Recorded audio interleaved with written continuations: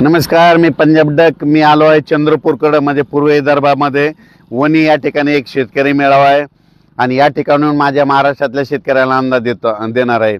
तर या वणी या भागामध्ये म्हणजे या चंद्रपूर जिल्ह्यामध्ये जवळपास 12 तारखेपासून पाऊस पडलेला आहे आणि काल देखील खूप पाऊस पडला. तर पाहू शकता इकडली कापसाची अशी परिस्थिती आहे आणि या ठिकाणी आपल्या महाराष्ट्रातल्या शेतकऱ्याला अंदाज देणार आहे. सर्वप्रथम मी पूर्व विदर्भात आहे म्हणून पूर्व विदर्भातल्या शेतकऱ्याला सांगू इच्छितो की म्हणजे तुमच्या चंद्रपूर जिल्हा झालं, वणी तालुका झालं, यवतमाळ, त्याच्यानंतर नागपूर जिल्हा, वर्धा, नागपूर, भंडारा, गोंदिया तुमच्या भागाकडे जवळपास म्हणजे 20 ऑगस्टपर्यंत जोरदार पाऊस पडणार आहे. म्हणून ह्या पूर्व विदर्भातल्या शेतकऱ्यांनी हा अंदाज लक्षात द्यायचा. त्याच्यानंतर खास करून शेतकऱ्याला अंदाज सांगायचा आहे पश्चिमी विदर्भातल्या शेतकऱ्याला सांगू इच्छितो की आज 14 ऑगस्टपासून ते 21 ऑगस्टपर्यंत दररोज म्हणजे बुलढाणा जिल्हा झालं, अकोला जिल्हा झालं, वाशिम जिल्हा झालं, त्याच्यानंतर अमरावती जिल्हा झालं, तुमच्याकडं दररोज म्हणजे 20 ऑगस्टपर्यंत दररोज वेगवेगळ्या भागात जोराचा पाऊस पडणार आहे. म्हणून पश्चिमी विदर्भातल्या शेतकऱ्यांनी आज रात्रीपासून पाऊस सुरू होणार आहे म्हणून हा अंदाज लक्षात द्यायचा. त्याच्यानंतर मराठवाड्यात आज सकाळपासूनच पाऊस सुरू झालेला आहे. पण मराठवाड्यातल्या शेतकऱ्याला सांगू इच्छितो, मराठवाड्यामध्ये सांगायचं झालं तर नांदेड जिल्हा, हिंगोली जिल्हा, लातूर जिल्हा, बीड जिल्हा, परभणी जिल्हा, जालना जिल्हा, संभाजीनगर, धाराशिव आणि बीड या जिल्ह्यातल्या शेतकऱ्याला सांगू इच्छितो की आज मध्यरात्री मात्र मराठवाड्यामध्ये या सगळ्या जिल्ह्यामध्ये जोराचा पाऊस पडणार आहे. म्हणजे 14 ऑगस्टपासून ते 21 ऑगस्टपर्यंत दररोज वेगवेगळ्या मराठवाड्यातल्या जिल्ह्यामध्ये दररोज जोराचा पाऊस पडणार आहे. म्हणून मराठवाड्यातल्या शेतकऱ्यांनी हा अंदाज लक्षात द्यायचा. आता त्याच्यानंतर मराठवाड्यामध्ये संभाजीनगर देखील खूप पाऊस पडणार आहे म्हणून ही अंदाज लक्षात द्यायचा. त्याच्यानंतर सांगायचं झालं तर सगळ्यात महत्त्वाचं उत्तर महाराष्ट्र, कारण की उत्तर महाराष्ट्रामध्ये काय झालं, नंदुरबार जिल्हा झालं, धुळे जिल्हा झालं, जळगाव जिल्हा झालं, नाशिक जिल्हा झालं, त्याच्यानंतर निपाड तालुका, चाळीसगाव तालुका, त्याच्यानंतर येवला, कोपरगाव या भागामध्ये काय झालं म्हणजे पाऊस खूप कमी आहे.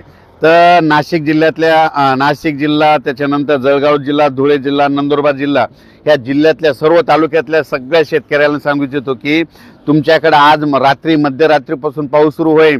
पण तुमच्याकडं मात्र जवळपास 21 ऑगस्टपर्यंत धो पाऊस पडणार आहे. तुमच्या इकडे मुसळधार पाऊस होणार आहे. अतिवृष्टी देखील तुमच्या धुळे जिल्हा, नंदुरबार जिल्हा, जळगाव जिल्हा, नाशिक जिल्हा, अहिल्यानगर भागात होणार आहे म्हणून हा अंदाज लक्षात द्यायचा.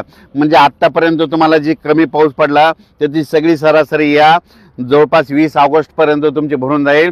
म्हणून खास करून उत्तर महाराष्ट्रातल्या शेतकऱ्यांनी हा अंदाज लक्षात द्यायचा. त्याच्यानंतर कोकणातला पाऊस कायमच स्वरूपी राहणार आहे. म्हणजे कोकणातला सगळीकडे पाऊस राहणार आहे. पश्चिम महाराष्ट्रामध्ये सातारा, सांगली, सोलापूर, कोल्हापूर, त्याच्यानंतर पुणे जिल्हा, त्याच्यानं अहिल्यानगर, जुन्नर म्हणजे या जवळपास पंढरपूर इकडं सगळीकडं जवळपास या 20 ऑगस्टपर्यंत म्हणजे पश्चिम महाराष्ट्राकडे जोरदार पाऊस राहणार आहे. म्हणून पश्चिम महाराष्ट्रातल्या शेतकऱ्यांना लक्षात द्यायचा. आज रात्रीपासून ठिकठिकाणी जोरदार पावसाला सुरुवात होणार आहे म्हणून हे अंदाज लक्षात द्यायचा. काही ठिकाणी 8 वाजता पाऊस सुरू होईल, काही ठिकाणी 10 वाजता सुरू होईल, काही ठिकाणी 2 वाजता सुरू होईल म्हणून हा अंदाज लक्षात द्यायचा. आज मध्यरात्रीपासून 14 ऑगस्टपासून जे पाऊस सुरू होणार आहे त्याच्यामध्ये सांगायचं झालं तर जायकवाडी जे धरण आहे त्या धरणामध्ये परत पाणी येणार आहे. कशामुळं? कारण की उत्तर महाराष्ट्राकडे खूप पाऊस पडणार आहे, त्याच्यामुळे त्या धरणांना पाणी येणार आहे म्हणून जायकवाडी धरणाचं देखील पाणी सोडावं लागणार आहे. त्याच्यानंतर तुम्हाला एक सांगतो की आपलं जिंतूरमधलं येलदरी धरण, त्याच्यावर तर खडकपूर्णा, त्याच्या खाली सिद्धेश्वर धरण या धरणात देखील काय होणार आहे, विदर्भात खूप पाऊस पडणार आहे म्हणून त्या तिन्ही धरणाचं लगेच 100% भरून जातील, त्याचं देखील पाणी सुटणार आहे. म्हणून जनतेनं स्वतःहून सतर्क राहण्याची तयारी ठेवावी. राज्यातल्या सर्व शेतकऱ्याला सांगू इच्छितो की उत्तर महाराष्ट्रामध्ये मात्र काय झालं, धुळे झालं, जळगाव जिल्हा, चाळीसगाव म्हणजे काही भागामध्ये ना पाऊस नुसता पिकांना झोपला असाच पडलाय आणि काही म्हणजे उत्तर महाराष्ट्राकडे तुम्ही बघा पाऊस असा पडला फक्त पिकापुरता पडला. आणि हे नागपूर जिल्ह्यामध्ये बघा इकडं पिकं पाऊस जास्त झाल्यामुळे चाललेत म्हणजे अशी परिस्थिती बघा. आणि इकडं 12 तारखेपासूनच पाऊस सुरू झालेला आहे आणि 12 जूनच्या ह्या कापसाच्या लागवडी आहेत. आपला त्यांचा किती फरक पडला बघा. इकडे जास्त पाऊस असल्यामुळे यांचे सगळे कापसं दबलेत म्हणून हे तुम्हाला एक सांगू इच्छितो. पण राज्यात सर्व शेतकऱ्याला सांगू इच्छितो की राज्यामध्ये आज रात्रीपासून 14 तारखेपासून रात्रीपासून ते जवळपास 20 तारखेपर्यंत 20 ऑगस्टपर्यंत राज्यात पाऊस राहणार आहे आणि त्याच्यानंतर 22 तारखेपासून राज्यातल्या पावसाचा जोर 22 ऑगस्टपासून ओसरणार आहे म्हणून हा अंदाज लक्षात घ्यायचा. तुम्ही बघा कालच म्हणजे 13 तारखेलाच बघा तांबडा आभाळ झालं होतं. मी म्हटलं होतं ना जिथं जिथं तांबडा आभाळ खूप होईल तिथे तिथं खूप पाऊस पडणार आहे. हे तुम्हाला उदाहरण लगेच बघायला भेटतं.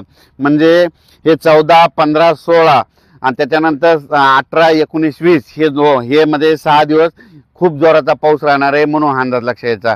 काही ठिकाणी रिमझिम राहील, कुठं जोरात राहील, कुठं अतिमुसळधार राहील, कुठं ओढे नाले वाहतील, कोणाच्या शेतात पाणी साचलं, अशी परिस्थिती राहणार आहे म्हणून हा अंदाज लक्षात घ्यायचा. आणि 22 ऑगस्टपासून परत राज्यातला पावसाचा जोर ओसरेल आणि 22-23ला लगेच सूर्यदर्शन होणार आहे म्हणून हे देखील अंदाज आता लक्षात घ्यायचा.